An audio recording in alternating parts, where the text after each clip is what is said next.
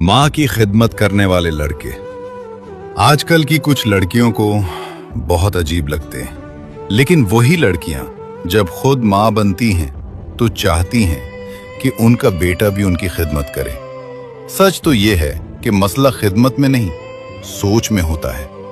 जो लड़का अपनी माँ की इज्जत करना जानता है वो अक्सर रिश्तों की कदर भी जानता है, क्योंकि जो शख्स अपनी माँ का ना हो सका वो किसी और का कब तक सच्चा रहेगा।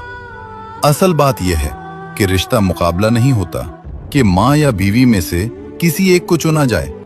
असल रिश्ता वही होता है जहां तवाजुन हो, इज्जत हो और समझ हो, जहां माँ की भी कदर हो और बीवी की भी इज्जत हो।